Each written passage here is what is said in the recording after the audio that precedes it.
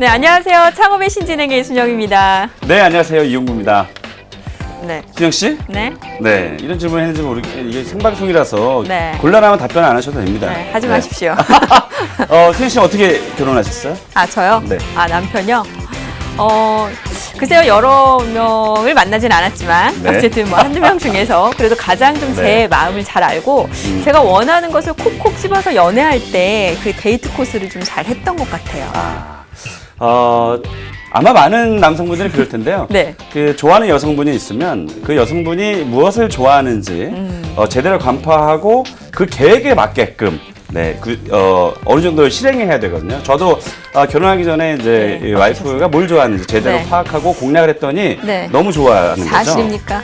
네? 사실입니까? 네, 그래서 제 궁합이 굉장히 중요하다. 이제 이런 말씀을 좀 드리는 거예요. 그래서 네. 오늘 방송은 그래서 업종과 상권이 제대로 맞아 떨어져야 대박이 네. 나는 것처럼 네. 그래서 그 궁합이 굉장히 중요하잖아요. 그래서 제가 오늘 질문을 결혼에 대한 질문 한번 던져보는 겁니다. 맞아요. 사실 이 상권 분석에 있어서 굉장히 중요하다고 하는데 무조건 사람이 많은 곳, 뭐 그런 곳이 능사는 아니라고 하거든요. 분명 잘 맞는 아이템과 그 상권이 있다고 합니다. 오늘 상권 분석에 대한 A부터 Z까지 모든 것을 파헤쳐 드리겠습니다. 제가 여러분의 질문을 아주 엎어드리도록 하겠습니다.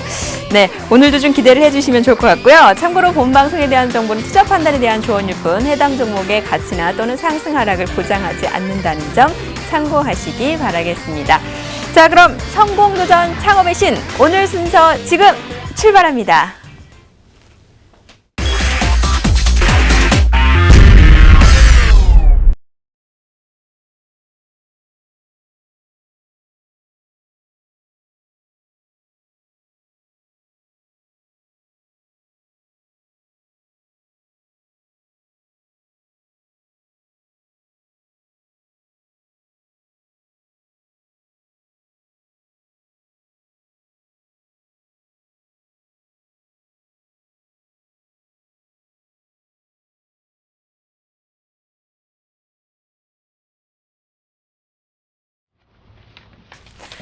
네, 오늘은 이제 상권 분석입니다. 사실 이제 저희가 그 아이템으로 성공하는 비법들을 쭉 들어봤어요. 대박집 사장님을 모셔서 과연 어떻게 해야 되는지 이제 아이템에 대한 것들을 좀 얘기를 나눠보고 있는데요. 오늘 이 시간에는 과연 아이템이 선정이 됐는데 어떤 곳에 이 가게를 좀 창업을 해야 입지를 맞춰야 이 성공을 할 수 있을까? 이 상권 분석에 대한 모든 것을 앞서 말씀드린 대로 파헤쳐 보도록 하겠습니다.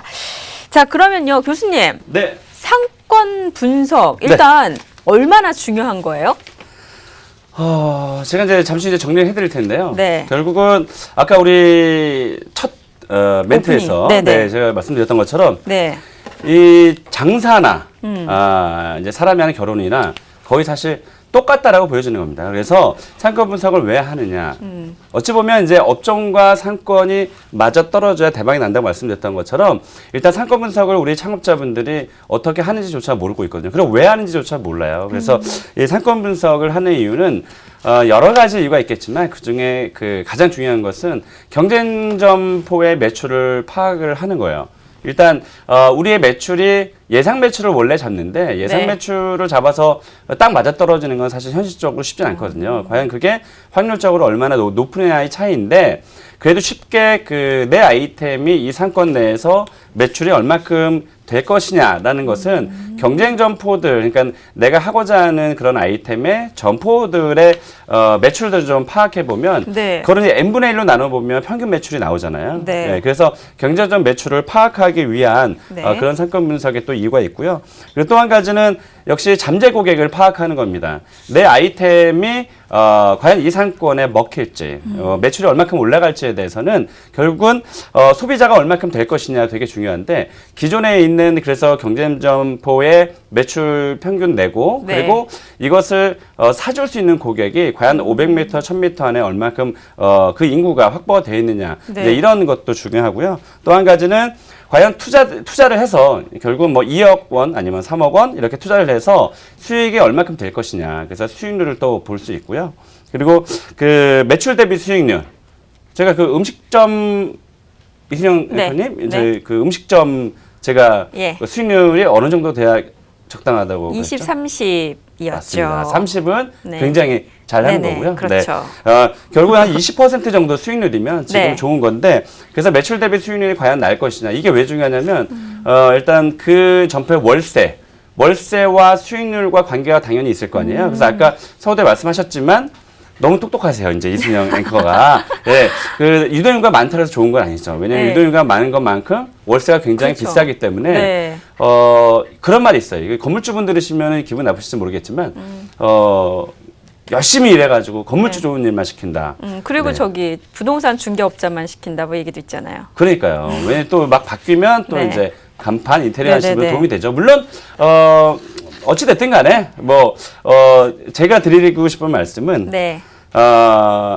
매출 대비 수익률이 중요하니까 월세가 과연 이 자리에서 내가 예상하는 매출이 나올 것이다라는 예상 매출을 잡고 네. 거기서 비용을 빼면 수익이 나올 거 아니에요. 그래서 매출 대비 수익률 할 때도 필요하고요. 또 예상 수익 그리고 또 상권의 흐름과 변화를 좀 예측을 합니다. 이따가 제가 네. 젠트리피케이션이라는 단어를 제가 말씀드리겠지만 대부분 이 단어를 모르시더라고요. 일단 어려우니까 영어가. 그래서 그 상권의 흐름과 변화를 예측을 해서 향후에 이 상권이 어떻게 발전하는 거에 따라서 네. 월세도 올라가고 또 건물주분께서 명도를 시킬 수도 있거든요. 쫓아내는 일이죠. 이제 이런 것도 굉장히 잘 보셔야 됩니다. 그리고 건물주 성향 파악해야 됩니다. 뭐 건물주분들이 다 좋은 건 아니니까요. 네, 그래서 그 어떤 건물주분들은 뭐 1년에 한 번씩 월세를 올리는 경우도 있고 또 5년 됐다고 해서 그냥 무조건 명도 나가라고 하는 분도 계시고 네. 또 제가 개인적으로 경험을 한 거지만 우리 아들 군대 갔다 왔다고 할 거 없다고 1층에 지금 장사가 잘 되고 있는 거죠. 근데 이게 네. 참 일단 뒤에서 제가 말씀드리겠지만 그 자리가 좋아서 잘 되는 것만은 아니거든요. 그 창업주가 어떻게 장사를 했냐에 따라서 장사가 잘 되고 안 되는 건데 이 건물주가 쫓아내고 나서 자기 네. 아들이 실제 들어왔는데 안 됐어요. 망했어요. 그 다시 또 임차를 주는데 기존에 장사가 잘 됐으니까 임대료를 좀 올려받았을 거 아니에요. 근데 이제는 새로운 사람을 찾으려니까 그만큼 장사를 잘 자신 있는 사람이 별로 없잖아요. 네. 그러니까 월세를 원래 받던 것보다 못 받아서 손해를 보시는 네, 그런 경우도 욕심부리다가 있었고요. 이제 그런 그리고 경우. 상권 분석을 통해서 네. 적절한 권리금, 내가 주는 점포의 권리금이 적절한지 아닌지를 네. 판단할 수 있으니까 네. 그리고 또 임대료 사실 제가 건물주부 좋은 분이냐 안 좋은 분이냐를 따질 때는 네. 임대료 가지고 저는 사실 얘기를 하거든요. 보통- 두 가지예요. 두 가지. 보통 평균적인 그 임대료 나오지 않나요? 평균적인 임대료가 나오죠. 네.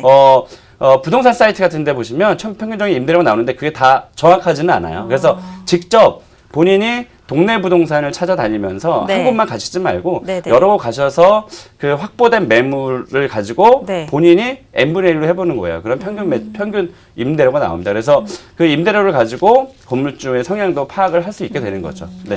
단순히 상권 분석이라는 게 뭐 그 지역의 유동인구가 얼마나 되는지 또 뭐 매출이 얼마나 되는지 이것을 넘어서서 네. 정말 경쟁 업체까지 분석을 해야 자기의 실수익이 날 수 있는 거거든요. 네.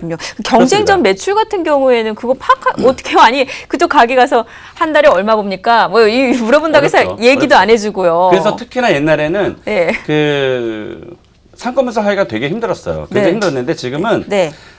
이따 제가 그 시간이 되면 말씀을 드리겠지만 상권 분석하는 시스템이 있어요. 공짜로 쓸 수 있는 중소기업청에서 나온 소상공인시장진흥공단이라고 네. 중소기업청의 상권 정보 시스템이 있어요. 거기에 보시면 평균 매출이 나옵니다.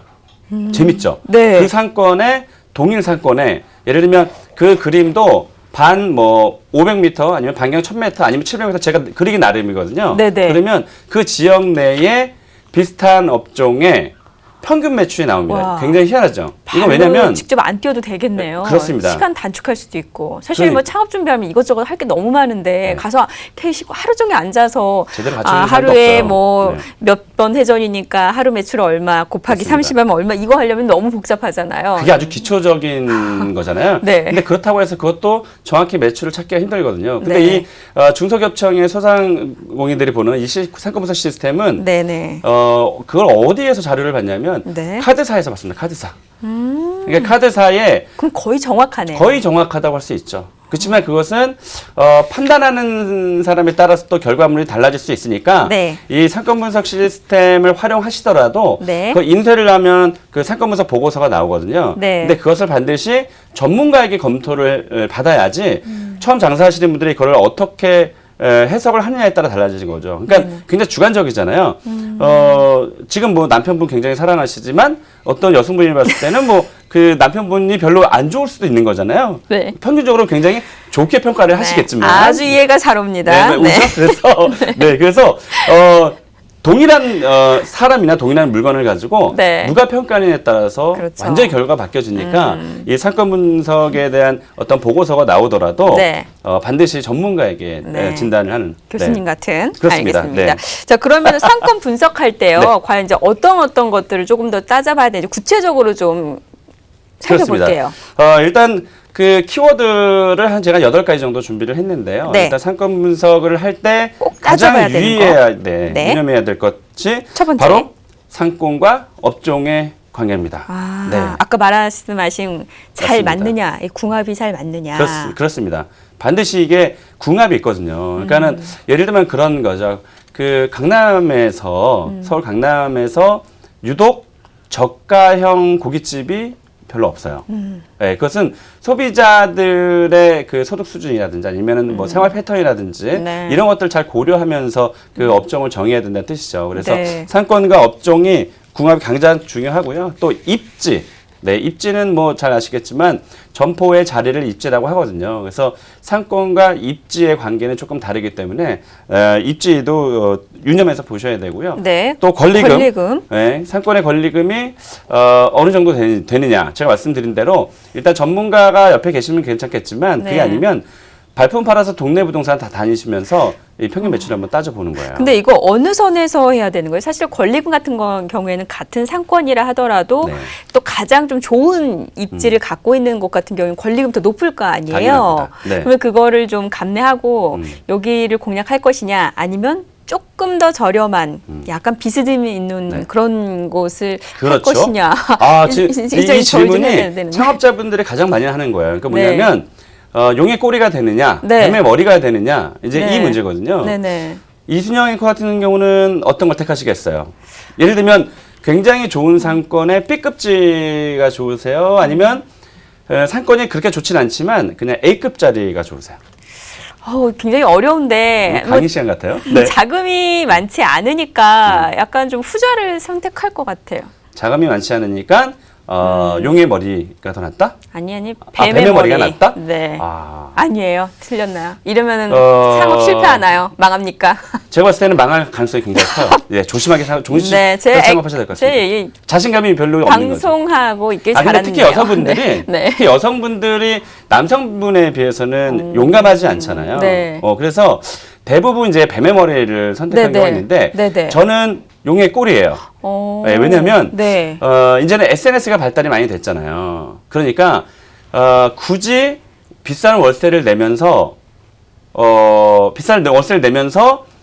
예를 들면 장사가 안 되면 그 비싼 월세가 그러니까 아이템이 별로 안 좋아요. 그러면 자기는 당연히 성공하려고 들어왔겠지만 아이템이 안 좋으면 매출이 떨어질 거 아니에요. 그러면 월세를 감당하지 못하고 자기의 꿈도 실현도 못하고 중도에 포기하게 되는데 네. 이제 아이템만 강력하면 네. B급짜리나 C급짜리 월세가 굉장히 싼 B급짜리나 C급짜리로 들어가면 이 아이템 사실은 어떻게 거꾸로 얘기하면 그 B급짜리에서 성공하지 못한다 이러면 그 아이템이 나쁜 거죠. 경쟁력이 그러니까 자기가 없다는 경쟁력이 없는 아이템 들고 나왔다라는 뜻이기 때문에 네. 제 생각에는 그래서 더더군다나 대박 사장님들은 B급짜리에 앉아서 그 아끼는 월세를 재료비에 더 투자를 하니까 가성비, 가격 대비 만족도가 네. 어마어마하게 뛰어나니까 그 네. 사람들이 가만히 있겠어요? 그거 음식 다 찍고 본인이 SNS에 또 올리게 되니까 돈 한 푼 들이지 않고 마케팅 비용도 아끼고 네. 그리고 또 월세도 아끼니까 네. 양질의 재료를 이제 투입하게 되는 거죠. 네, 그러니까 B급짜리, 그러니까 상권이 좋지 않고 B급짜리 의미가 없고요. 상권이 좋은데 B급지나 C급지에 앉아 있으면 어차피 그 상권에 들어오는 고객들이 먹으러 들어왔기 때문에 뭐 2분, 3분 거리는 다 걸어가죠. 아, 그리고 생각해보니까 음. 대박집이라고 해서 찾아갔던, 그리고 저희 또 창업의 신으로 출연하셨던 분들의 가게 몇 곳을 제가 다녔잖아요. 네. 가장 정중앙이 아니라 약간 조금 안에 있었거나 그랬었던 것 같은 생각이 드네요.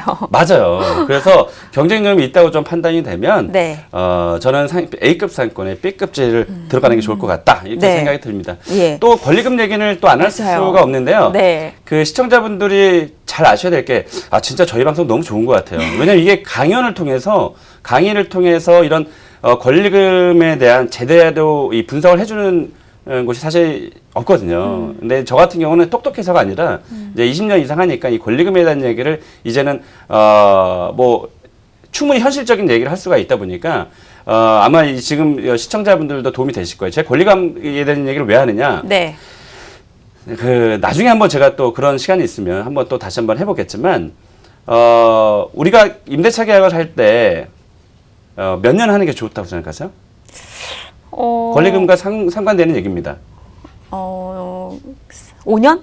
길면 5년? 길게? 길면 5년? 자, 이게 일장일단이 있습니다. 예. 그러니까 예를 들면, 우리가 알고 있는 대형 커피 전문점 같은 경우는 네. 5년의 임대차 계약을 주지 않으면 절대 들어가지 않아요. 그게 무슨 뜻이냐면 미국에 본사가 있는데, 그러니까 이미 이들은 우리나라에 들어오기 전에 자기네 나라 미국에서 이미 검증을 했잖아요. 네. 그게 뭐냐면 3년 동안의 수익을 시설물이나 권리금 준 것을 다 깎아 나가는 거예요. 말 그대로 감가상각을 다 하는 거죠. 그러니까 3년이 딱 BEP라는 BP, 예, 그쵸. 손익분기점이라는 얘기죠. 그래서 그 BEP점, 손익분기점이 되는 곳에 점포를 입지를 선택을 하겠죠. 아하. 그만큼. 그 나머지 2년은 수익으로 바라보는 거거든요. 네네. 자, 그럼 여기서 중요한 게 뭐냐면, 시청자분들 진짜 잘 알아야 되는 게 뭐냐면, 프랜차이즈 사업 설명회 가거나 아니면 어떤 강연을 갔을 때, 임대차 계약을 2년 아니면 1년씩 하거든요. 5년씩 해주는 건물주분은 별로 없어요. 그러니까 상가 임대차 보호법 때문에 5년 갈 수는 있지만, 네. 대부분 임대차 계약은 2년 정도가 보통 많거든요. 그렇더라고요. 네. 네. 근데 2년 있다가 쫓겨나는 경우도 있겠죠. 네. 그런데 우리가 그 매출과, 그러니까 순수익을 저희가 산출해 낼 때 거기에 감가상각비를 비용으로 집어넣지 않거든요. 거의 안 씁니다. 그래서 이 예를 들면 내가 5년 뒤에 뭐 명도 당한다는 그런 최악의 수를 던져놓고 나서 계획을 한번 해보는 거죠. 그랬을 때 돈을 많이 벌었지만 결국 나중에 권리금 주고 인테리어 시설비 든 것이 나중에 한 푼도 찾지 못하면 내가 한 달 버는 것들이 버는 게 아니거든요. 그래서 보수적으로 수익 계산을 해야 된다는 거죠. 네. 그 비용에 월세, 인건비, 공과금, 재비만 늘 게 아니라 5년 동안 60개월이잖아요. 60분의 1을 해서 비용을 거기다 반드시 잡아야 돼요. 그러지 않으면 이 감가상각비를 포함하지 않고 수익 산출하면 25% 남네 너무 좋다 이러지만 실제로 나중에 건물주한테 쫓겨난다는 생각을 각오했을 때는 이게 만약에 감가상각비가 실제로 매출 대비 비용에 15%씩 들어가는 경우도 있거든요. 그러니까는 어쨌든 60개월로 나눠서 그 감가상각을 비용 안에 껴넣어야 됩니다. 그러면 25%의 수익률이 아니라 네. 약간 낮춰주고 20%, 뭐 22%? 아니요, 그렇게 15% 정도 10% 될 수도 있죠. 그렇지만 나중에 이것을 권리금이나 시설비를 나중에 받고 팔게 된 경우에 이제 플러스. 순수익으로 잡는 거죠, 이거를. 네, 그렇게 계산을 하셔야 되고. 네. 그래서 그러다 보니 과도한 권리금은 나중에 감가상각을 하더라도 이건 뒤로 미치는 경우가 생기거든요. 네, 그래서 권리금이 굉장히 중요합니다. 보통 사람들은 이제 좀 짧게 하면 매년 그 월세를 뭐 올리거나 뭐 아니면은 좀 이런 걱정 때문에 이제 권리금에 있어서도 짧게 하는 게 좋다고 생각을 했었는데 그게 아니군요. 그리고 네. 나중에 받으면 되지라는 생각을 했지만 절대 못 받을 수 그걸 있어요. 받는다는 보장도 없기 때문에 맞습니다. 그런 식으로 해야 된다. 네. 그리고 이제 또 중요하게 또 상권 분석 시에 중요한 키워드. 네, 뭐가 있을까요? 월세입니다. 월세. 네. 뭐 저희 애청자분이 계실 거라고 생각하고요. 저희 애청자분들은 뭐 월세에 대한 그 포션을 좀 누차 얘기했기 때문에 알고 계시겠지만 음식점 같은 경우는 예상 매출의 10%고, 네. 그리고 커피 전문점 같은 경우는 예상 매출의 약 한 15에서 17% 정도 들어갑니다. 그래서 과연 내가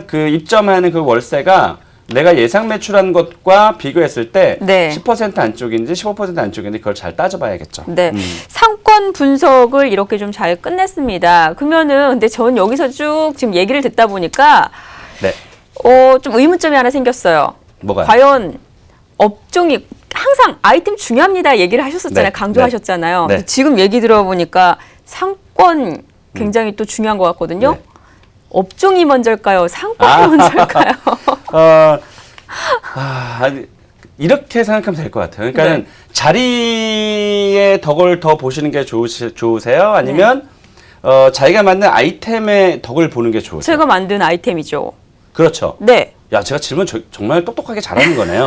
대부분은 그러니까 제 강의를 듣고 나면 이제 아이템 업종이 먼저다라고 하시는 분들이 많은데 네. 강의를 하기 전에 먼저 상권이 먼저세요, 입지가 먼저세요 그러면 대부분까지는 아니지만 상권을 과반수는 입지가 그러니까 자리가 굉장히 중요하다라는 막연한 생각만 갖고 계시는데 이분들은 실패할 가능성이 더 높은 분들이에요. 그러니까 아이템이 중요하지 않습니까? 라고 하시는 분들은 자기가 이미 그 아이템에 어느 정도 프로페셔널이 되어 있는 사람이에요.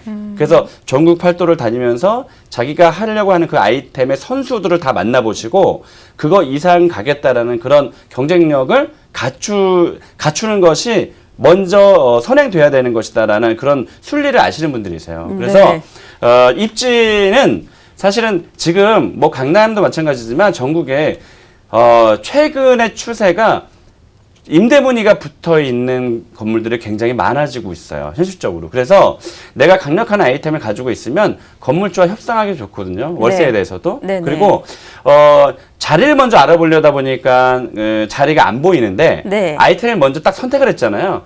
그럼 그에 맞는 점포를 찾아다니기 때문에 그때는 점포가 굉장히 눈에 많이 띄어요. 그래서 제 생각은 아이템을 먼저 기가 막힌 예를 들면 뭐 미역국집이다. 그러면 미역국에 대한 굉장한 차별화된 경쟁력을 갖추고 있다 보면 네. 사실 찾아오겠죠. 그럼요. 그래서 상권이 아까 말씀드렸지만 대신에 좋은 상권의 저 C급지에 네. 떨어져 있어도 오히려 그런 매력도 있어요. 굉장히 선수 같은 매력이 있거든요. 그래서 일단 좋은 아이템을 발굴해서 그 경쟁자보다 훨씬 더 우위를 점하는 차별화 전략을 가지고 있으면 어떤 입지도 다 대박을 만들 수 있다. 이렇게 생각합니다. 상권과 입지를 조금 이제 헷갈려 하시는 분들도 계시는데 이게 네. 조금 정확하게 좀 차이가 있는 거죠. 그렇죠. 네. 그러니까 상권은 뭐 어렵게 생각하실 필요는 없어요. 그러니까 내 점포에서 영업 행위를 할 때 매출이 일어나잖아요. 네네. 그래서 매출에 영향을 미치는 지역적 범위를 그냥 쉽게 상권이라고 하는데 네. 물론 이제 그 상권에 관련된 책을 보면 1차 상권, 2차 상권, 3차 상권은 상권에 관련된 책은 항상 있거든요. 근데 그거는 어렵게 생각하시면 안 되고요. 네. 우리가 왜 경영학에서 APC 분석이라고 하거든요. 그러니까 매출에 영향을 미치는 어떤 품목 네. 이런 것에서 70% 차지하면 뭐 A 또 20% 정도면 B, 뭐 10%면 C 이런 것처럼 네. 1차 상권은 내 그 점포에서 일어나는 매출의 고객이 70%가 어디에 있느냐라고 봤을 때 평균적으로 500m 안에 있더라. 이렇게 해서 그런 1차, 2차, 3차 상권의 이론이 생긴 건데 네. 그래서 70% 범위를 그려봤더니 남성 도보 걸음으로 약 한 10분 정도가 되는 거예요. 그러니까 우리가 밥 먹으러 갈 때 네. 야, 20분은 거리를 걸어갈 수는 없잖아요. 그러니까 그렇죠. 사실 10분도 멀거든요. 근데 10분까지는 정말 아이템만 좋으면 정말 네. 맛있는 짜장면집이 있으면 전 1분까지도 갑니다. 네, 그래서 1차 상권은 그렇게 500m를 그리고요. 2차 상권은 20%나 25% 정도 고객이 오시는 그 범위 그게 네. 약 한 1km 정도 되는 네. 거고요. 나머지 이제 그 외 쪽에서 오는 분들을 이제 C로 나누는 거거든요. 네. 3차 상권을 나누거든요. 그래서 1차 상권 안에 소비력이 얼마나 되느냐 이제 이런 것도 굉장히 봐야 되는 거니까 그래서 이 상권이 굉장히 중요하고요. 또 입지는 말 그대로 편하게 그냥 점포의 자리, 점포의 위치이니까 야 상권 보러 가자, 입지 보러 가자고 했을 때 이제 헷갈리지 말아야지. 입지는 점포를 보러 가자. 그러니까 점포에 대한 환경을 보는 거죠. 네. 그 건물이 갖고 있는 환경이 있을 거 아니에요. 그래서 입지, 상권은 그렇게 조금 다르다고 봅니다. 근데 이제 요즘 조금 뜨는 상권이 그러면은 네. 어디일까요? 왜 물어보세요? 돈 많이 모셨구나. 이제 투자하시려고. 아니 이제 또 보시는 분들이 창업 준비하시니까 네. 어디가 좋을까 고민하실 거 아니에요. 저희들의 그런 상권, 그러니까 유망 상권이라고 하는 것들을 네. 어떤 분들은 뭐 그냥 뜨고 있는 것 같으니까 건물이 뭐 엄청나게 올라가고 이러니까 굉장히 좋을 거라고 판단하지만 저한테는 굉장히 복잡하게 다가와요. 그러니까 그게 무슨 뜻이겠어요? 어디가 좋을까요? 그러면 본인이 장사를 할 때 어떤 상권을 택할까라는 것에 대한 질문일 거 아니에요. 최근에 젠트리피케이션이란 말씀 들어보셨어요? 맞아요. 다 쫓겨나는 분들이죠. 그렇습니다. 안타깝게도. 그렇습니다. 저는 이러한 현상들이 그러니까 되게 어려워요. 젠트리피케이션. 네, 굉장히 어려운데 이게 어떤 최근에 우리나라에서 나타나는 현상이에요. 이게 왜 이 영어잖아요. 네, 그러니까 외국어잖아요. 이미 외국엔 그런 사례가 있다는 뜻이거든요. 근데 이런 현상이 이제 우리나라에 곧 도래하고 있다는 거죠. 뭐냐면 가로수길 좋아하시죠? 네. 가보신 적 있으실 네, 거고. 있죠. 이태원의 경리단길 가보셨을 거고요. 최근에 이제 조금 젊은 청춘들이 해서 좀 이슈가 된 용산의 열정도라고 있어요. 거기는 인쇄 골목들인데 거기서 이제 성공한 곳들이거든요. 근데 가로수길만 잠깐만 봐도 이 공통점이 뭐냐면 이렇게 예쁜 젊으신 분들이 가로수길을 찾는다는 거. 네. 또 이태원도 찾는다는 거. 근데 가로수길을 잠깐 보시면 지금 화면에 지금 띄어져 있잖아요. 네네. 저기 보시면 왜 지금 정 가운데 네모 박스가 쳐져 있을 거예요. 그게 거기가 가로수길을 하는 곳인데 그 옆으로 가지가 난 조그만 도로들을 세로수길이라고 합니다. 그러니까 만들어진 거죠. 그러니까 원래는 요 신사역에서 맨 끝에 현대고등학교가 있는 그 중앙에 있는 길이 가로수길이었었어요. 저게 어떻게 떴냐면 저기는 상인분들하고 또 강남구청하고 협의를 해서 주말에 차 없는 거리를 만들고 어떤 행사들을 시작하게 된 거예요. 그러면서 젊은 여성분들이 절로 왔겠어요, 안 왔겠어요? 왔죠. 오면서 저도 갔습니다. 오면서 그때는 개성 있는 가게들이 굉장히 많았었죠. 저도 벌써 가본 지가 한 5, 6년 넘은 것 같아요. 그렇죠. 네. 이미 이제 그렇게 됐어요. 그거 제가 잠시 설명드릴게요. 그래서 저 지도를 보시면 지금 네모나게 박스를 길게 쳐놨지만 그러니까 저기에 들어가려고 하는 사람들이 너무 많다 보니까 땅값도 굉장히 많이 올랐을 거고 그 양옆에 가지들까지 주택까지 다 허물어서 지금 점포를 만들고 있는 중이거든요. 그러니까 이게 뭐냐면, 제가 아마 아까 말씀드린 용산의 열정도라고 말씀드렸지만 이 가로수길 뿐만이 아니고, 거기가 용산에 원래 건물이 다 허물어져 가는, 지금 보이시죠? 네네. 지금 마치 일본 같은 곳을 연상되게 되는데, 네네. 저기가 원래는 사람이 하나도 없던 곳이에요. 뭐냐면 저 끝에 보이시는 아파트 있잖아요. 네. 저 아파트, 그러니까 재개발이 되고 있는 지역이거든요, 용산이. 근데 여기 같은 경우는 인쇄 골목이었어요. 인쇄 공장들. 그러니까 그런 인쇄물의 공장들이 빠져나가면서 다 비어 있잖아요, 점포들이. 그러니까 거기에 월세가 비싸겠어요, 싸겠어요? 싸겠죠. 그렇죠. 싼 점포를 임차를 해서 거기에 개성이 있는 그런 아이템들 다 집어넣는 거예요. 지금 보시면 그냥 딱 봐도 뭔가 좀 분위기가 좀 있잖아요. 네네. 그래서 제목들도 굉장히 재밌어요. 뭐 철인 28호, 뭐 치킨 사우나. 그러니까 이 네이밍에 봐서도 젊은 청춘들이 네네. 저기서 장사를 한다는 뜻이 느껴지잖아요. 그래서 이런 것들이 어떤 현상이 일어나냐면 이제 저렇게 개성이 있는 점포들이 사실 상권을 쫙 띄워놨는데 이제 건물주분들이 월세에 대한 욕심을 좀 갖게 되잖아요. 그래서 월세가 올라가요. 그리고 어떤 현상이 생기냐면 이제 젊은 고객들이 몰리니까 대기업이라든지 이런 대자본들이 그 건물에 들어오게 돼요. 어떻게 들어오느냐? 건물주를 우리 흔히 얘기하는 작업을 하게 되죠. 그러니까 건물주분들에게 임대차 계약이 언제 끝날 것이냐 잘 봐서 미리 보증금 얼마 들어가고 또 월세를 얼마 내겠다라는 접근을 해요. 그러다 보니까 보증금과 월세를 감당하지 못하잖아요. 그래서 네네. 그 개성 있는 정말 프로페셔널한 그런 장사하시는 분들이 이제 거기서 빠져나오게 되는 거죠. 그래서 매력적인 점포들이 빠져나가니까 소비자도 아까 말씀하셨다시피 가로수길은 5년 됐다 그랬잖아요. 가본 지. 그런 것처럼 소비자가 빠지는 현상이에요. 이런 현상을 젠트리피케이션이라고 합니다. 네, 오늘 상권 분석 할 얘기가 너무 많은데요. 그러니까요. 저희가 생방송상 여기서 인사드려야 되겠습니다. 아이고요. 네, 교수님 말씀 고맙습니다. 네. 자, 저희는 다음 주에 다시 찾아뵙겠습니다. 시청해주신 여러분 고맙습니다.